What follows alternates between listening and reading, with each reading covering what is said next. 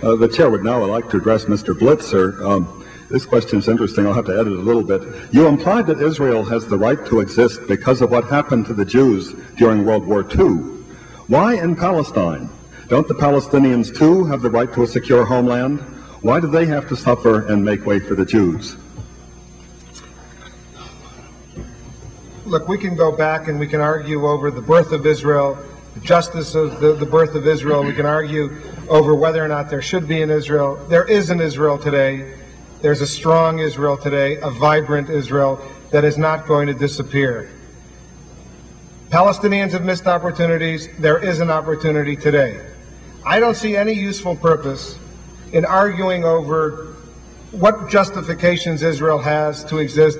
Israel has all of the justifications in the world to exist. And I don't even think it's appropriate to question the reason why Israel exists. Thank God that there is at least one Israel, an Israel where Jews can live if they want to. They don't have to live there. But if they need refuge, if they want to live in a country that is a Jewish homeland, that's fine. And I think, as I said before, all of us should be delighted that we happen to be around at a time in this world when there is this Israel.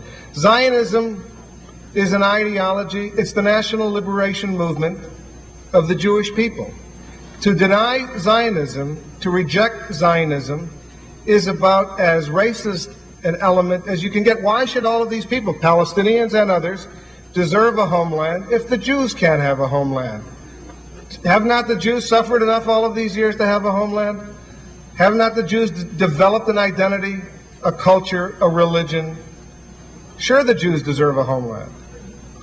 And there's an opportunity now to resolve all of these problems. It's not going to be an easy, there's no quick fix solution. But it has to involve compromise, recognition of mutual rights. But certainly, given the history of what's going on over there, anybody who ignores the security problems facing Israel, certainly the Israelis aren't, whether they're Likud or Labor or whatever, certainly anyone who does ignore those very, very real security problems in the Middle East, a dangerous neighborhood, they're going to be doomed to destruction, and I don't think that the Jews, at this particular point in our history, are prepared to accept that. I wonder if I can comment on that. No, I'm afraid you can't comment on that. I'm sorry, because I've got a question for... I've got to keep this... Let me just add one point. Because I'll give you a chance in a minute, Mr. Finkelstein. I'm going to give you a question to work from, because I want to make sure as many people in the audience feel honored as we can possibly manage. This writer says, the Intifada is not an isolated problem. This problem is affected by 4 wars, terrorism, and the Holocaust. Why is it not relevant, in your opinion, for Israel to be secure? Well, that nicely brings me back to the former question. I'll answer.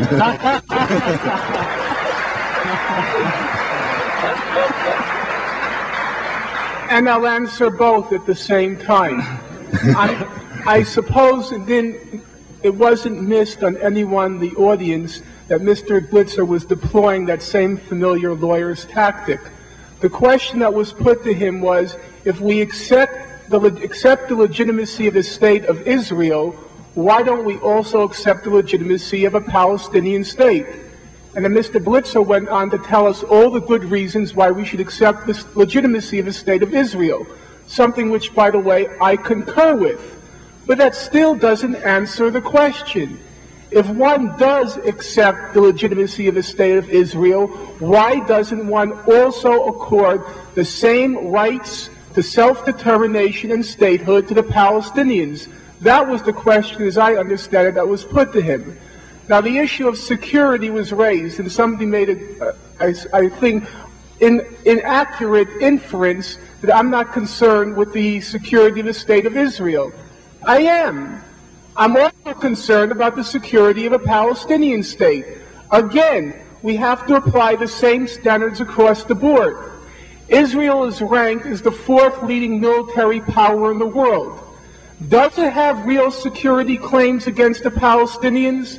Let me quote to you former Foreign Minister of Israel, Abba Eban. He said, Israel has as much to fear from a Palestinian state as the Soviet Union does from Luxembourg. How many people here feel the Soviet Union has a real threat from Luxembourg?